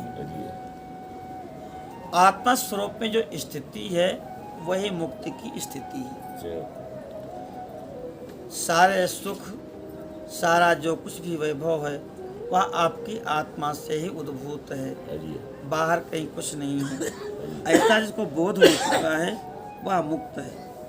जो अपनी आत्मा में ही रमण करते हैं, आनंद का अनुभव करते हैं, उनको मुक्ति स्वरूप मानना चाहिए। वस्तुतः सुख आपके अंदर ही है। हरि जैसे आपको सुंदर कोई भोजन करने की इच्छा हुई हरि कि हम सुंदर मिष्ठान्न खाएं, रसगुल्ला खाएं, तो ऐसा चिंतन करने में चित्त में उद्वेग होता है, चित्त हमारा उसकी तरफ जाता है और जब वो वस्तु मिलती है और जीवा के आगे भाग में संयोग होता है हरि उस क्षण हम उस चिंता से मुक्त हो जाते हैं, हरि तो अपने स्वरूप में आनंद की अनुभूति हो जाती है। हरि ऐसे ही नेत्र किसी को देखना चाहते हैं, हरि देवता को या अपने किसी प्रिय वस्तु को, तो मन में व्यग्रता होती है चित्त में, और जब एक क्षण के लिए उधर सामने दिख जाता है तो वह व्यग्रता समाप्त होती है, तो हमारा जो अंदर का आनंद है वो एक क्षण के लिए प्रकट हो जाता है और हमको लगता है रूप देखने से हमको सुख मिला। ऐसे धन की अपार चिंता है कि 1 करोड़ हो जाए और 1 करोड़ सामने आ गया, उस क्षण हमारा चित्त शांत हो जाता है। हरि तो जो सुख मिलता है वो आत्मा का ही सुख है, हरि लेकिन पता लगता है कि बाहर की चीज़ें हमको सुख दे रही हैं, बाहर कहीं कोई सुख नहीं है। ऐसा जिसको अनुभव हो जाता है वह आत्माराम हो जाता है, वह मुक्त स्वरूप हो जाता है। जय कहते हैं कि जैसे सूर्यदेव अपनी किरणों से अशुद्धि को दूर कर देते हैं, ऐसे ही भगवान शिव अपने भक्त के अज्ञान को मिटा देते हैं जय और अज्ञान की निवृत्ति होने पर शिव ज्ञान से विशुद्ध अपने स्वरूप में प्रकट हो जाता है जी। सूत जी कहते हैं कि हमने जो कुछ बताया है ये गुरु परंपरा से भगवान सुखदेव से जो हमको प्राप्त है जय हो हमने आपको बताया, और हमने पुनः इसको नंदीश्वर भगवान के मुख से सुना था। हरि नंद स्थान से स्वयं वेद्य शिव वैभव हैं, हरि उनका अनुभव केवल भगवान शिव को ही है। हरि साथ साथ शिवलोक के उस वैभव का ज्ञान सबको शिव की कृपा से ही हो सकता है, अन्यथा नहीं। इस प्रकार से कहते हैं कि 5 लाख जप करके शिव जी का महाभिषेक करे, नैवेद्य निवेदन करके शिव भक्तों का पूजन करे। शिव और शिव के भक्तों में कोई भेद नहीं है। जो शिव को ही अपना सर्वस्व मानते हैं तो शिव भक्त का शरीर शिव स्वरूप ही हो जाता है। जो शिव को जानते हैं, वेद की सारी क्रियाओं को जानते हैं, क्रमशः शिव मंत्र का जप कर लेते हैं, उतना ही उनके शरीर को शिव का सामीप्य प्राप्त हो जाता है, हरि उतना ही उन्हें देवी का सानिध्य प्राप्त होता है। निचोड़ यह है कि मंत्र जपते जपते जब हम किसी बाह्य वस्तु का चिंतन करते हैं, किसी भोग्य वस्तु का चिंतन करेंगे तो आज नहीं कल हमारा शरीर वहाँ पहुँच जाएगा। हरि रोज आप चिंतन करेंगे कि हमको लड्डू खाना है तो एक क्षण ऐसा आएगा कि लड्डू की दुकान पे आप खड़े हो जाएंगे। ऐसे ही जब हम भगवान के नाम का जप करते हैं तो भगवान का नाम जो है वो जड़ नहीं है, वह चेतन है। जब आपने नमः शिवाय कहा तो नमः शिवाय जिस समय आप कहते हैं उस समय आप शिव के रूप में ही होते हैं, आपकी सारी चेतना शिव में ही होती है। तो जैसे अग्नि में कोई चीज़ आप डाल दीजिए और एक क्षण के बाद वह अग्नि ही हो जाता है। अरे आपने लोहा डाला तो आपको पता है, लेकिन ये देखेगा 2 मिनट के बाद उसको अग्नि ही दिखेगी, लोहा वहाँ नहीं दिखेगा। लकड़ी डालिए, कुछ भी डालिए, अग्नि रुक जाता है। ऐसे ही जो भगवान के नाम जप में बैठा है, जब तक वह भगवान के ध्यान में है तो वह भगवत स्वरूप ही है। अरे और निरंतर जब हम जप ही कर रहे हैं तो धीरे धीरे वह परम तत्व वहाँ पचने लगता है। जय वह परम तत्व विशेष रूप से वह प्रतिष्ठित हो जाता है और धीरे धीरे जीव भाव समाप्त होता है और जीव शिव भाव को प्राप्त कर लेता है। अरे इसीलिए वह अपने इष्ट का ही स्वरूप हो जाता है। जय भगवान शंकराचार्य जी के विषय में कहते थे जगन मिथ्या है, ब्रह्म सत्य है। एक कोई यवन था मुसलमान, वो भी सुनता था, तो उसने कहा कि महाराज अब मिथ्या है तो हमको एक तांत्रिक प्रयोग करना है और उसमें हमको बलि देना है। आप जब मिथ्या ही मानते हैं तो आपका ही सिर हम ले लेते हैं। जय तो शंकराचार्य जी ने कोई बात नहीं, लेकिन हमारे कोई चेला शिष्य यहाँ पर न हो, नहीं तो तुम्हारे लिए समस्या हो जाएगी। जय तो वो इस ताक में रहा। एक समय जो है कोई चेला नहीं थे। अरे त्रोटकाचार्य, पद्मपादाचार्य, हस्तामलकाचार्य जो 4 शिष्य थे, सुरेश्वराचार्य, तो शायद पद्मपादाचार्य नरसिंह भगवान के उपासक थे। वो जल लेने गए थे गंगा जी। अरे अब ये आया कहा महाराज इस समय कोई नहीं है, बस आप सिर दे दीजिए। तो शिव भगवान शंकराचार्य ध्यान लगा के बैठ गए, कहे ठीक है तुम सिर काट लो।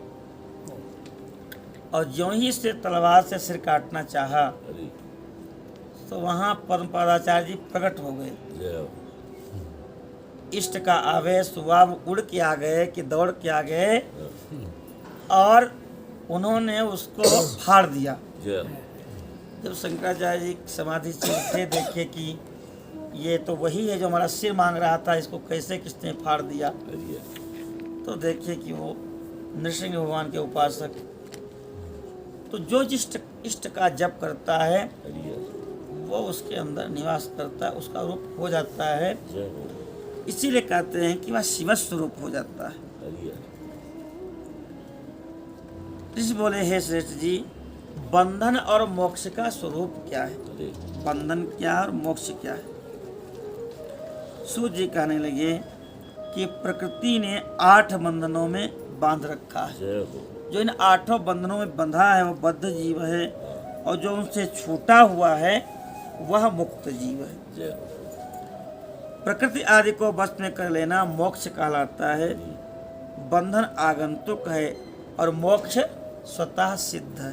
अरे आप तो मुक्त ही हैं, अरे लेकिन बंधन को आपने स्वीकार कर लिया है। अरे अगर अपने स्वरूप का ज्ञान हो जाए तो आप स्वतः मुक्त हो जाते हैं। अरे बद्ध जीव जब बंधन से मुक्त हो जाता है तो उसे मुक्त जीव कहते हैं। अरे प्रकृति और बुद्धि, बुद्धि को ही महत्त्व कहते हैं। जय त्रिगुणात्मक अहंकार, तेजस, सात्विक और वैकृतिक, ये 3 जो अहंकार हैं और 5 उनकी तन्मात्राएं, यही प्रकृत्यष्टक, प्रकृतादष्टक कहा गया है। प्रकृति आदि 8 तत्वों के समूह से देह की उत्पत्ति होती है और देह से ही कर्म उत्पन्न होता है और कर्म से ही नूतन देह की उत्पत्ति होती है। अरे देह आपको मिला है, अब जैसा आप कर्म करेंगे वैसे वैसे देह आपकी होती जाएगी। आप हिंसक हैं तो जो जीवों की बहुत हिंसा करता है, कहते हो शेर बाघ ये सब मिलता कि जाओ हिंसा करो। तो जैसे जैसे हमारे कर्म होते जाएंगे उन कर्मों के अनुसार नूतन देह का बंधन होता जाएगा।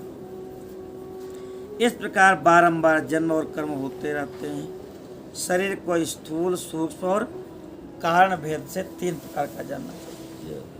जय स्थूल शरीर, सूक्ष्म शरीर और कारण शरीर। स्थूल शरीर जागृत अवस्था में कार्य करता है, सूक्ष्म शरीर जो है जागृत और स्वप्न दोनों में काम करता है, इंद्रिय भोग प्रदान करने वाला है। और कारण शरीर सुषुप्तावस्था में भी आत्मानंद की अनुभूति कराने वाला कहा गया है। जीव को उसके प्रारब्ध के अनुसार सुख दुख प्राप्त होते हैं। वह अपने पुण्य कर्मों के फलस्वरूप सुख और पाप कर्मों के फल दुख का भोग करता है। अतः काम पास से बंधा हुआ जीव त्रिविध शरीर से होने वाले शुभाशुभ कर्मों द्वारा बार बार घुमाया जाता है। इस चक्रवत भ्रमण की निवृत्ति के लिए इस चक्रकर्ता भगवान शिव का स्तवन एवं आराधना करनी चाहिए। प्रकृति आदि जो 8 पास बताए गए हैं उनके समुदाय का नाम ही है महाचक्र। जो प्रकृति से परे हैं वे परमात्मा शिव हैं। भगवान शिव ही इन प्रकृति आदि 8 चक्रों के कर्ता हैं, क्योंकि वह प्रकृति से परे हैं। जैसे कहते हैं कि बकायन नाम का वृक्ष थाला के जल को पीता और उगलता है, उसी प्रकार शिव भी प्रकृति को अपने वश में करके और उस पर शासन करते हैं। उन्होंने सबको वश में कर लिया है, इसीलिए वो शिव हैं, कल्याण स्वरूप हैं, सर्वज्ञ हैं, परिपूर्ण हैं। सर्वज्ञता, तृप्ति, अनादिबोध, स्वतंत्रता, नित्य अल्प शक्ति से युक्त होना, अपने भीतर अनंत शक्तियों को धारण करना, ये महेश्वर के 6 प्रकार के ऐश्वर्य हैं जो केवल वेद जानते हैं। शिव के अनुग्रह से ही प्रकृति के 8 तत्व वश में होते हैं, इसलिए शिव की पूजा करनी चाहिए। शिव परिपूर्ण हैं, उनकी पूजा कैसे हो सकती है? तो कहते हैं कि सत्कर्म करने से उनकी कृपा का प्रसाद प्राप्त होता है, और उनकी कृपा प्रसाद प्राप्त हो जाए मानो उनका पूजन हो गया। वह पूजन शरीर से, मन से, वाणी से और धन से भी किया जा सकता है। महेश्वर शिव जो प्रकृति से परे हैं, पूजक पर विशेष कृपा करते हैं, और शिव की कृपा से कर्म आदि से बंधन अपने आप छूट जाते हैं। तब वह जीव मुक्त कहलाता है, स्वात्मा रूप से विराजमान होता है। और जब वह शिव की कृपा से कर्म शरीर अपने बस में हो जाता है, तब भगवान शिव के लोक में निवास करने का सौभाग्य प्राप्त होता है, और उसी को कहते हैं सालोक्य मुक्ति। जब तन्मात्राएं बस में हो जाती हैं तो भगवती जगदम्बा के सहित शिव का सामीप्य प्राप्त होता है, उसको कहते हैं सामीप्य मुक्ति। जब उनके आयुध और क्रिया सब कुछ भगवान शिव के समान हो जाते हैं, भगवान का महाप्रसाद प्राप्त हो जाता है, बुद्धि भी बस में हो जाती है।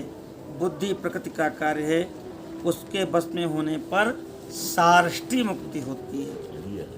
पुनः भगवान का महान अनुग्रह प्राप्त होता है और प्रकृति बस में हो जाती है। भगवान शिव का मानसिक ऐश्वर्य बिना किसी यत्न के ही प्राप्त हो जाता है। सर्वज्ञता, तृप्ति आदि गुण आ जाते हैं, और वह मुक्त पुरुष अपने आत्मा में ही विराजमान होता है, तब उसे कहते हैं सायुज्य मुक्ति। इस प्रकार से इन 5 प्रकार की मुक्तियों का वर्णन बताया। शिव की आराधना से ही जीव को बंधन से मुक्ति बताई है। अब आज की कथा का यहीं पर विश्राम करते हैं। भगवान के नाम का 2 बार उच्चारण कर लें।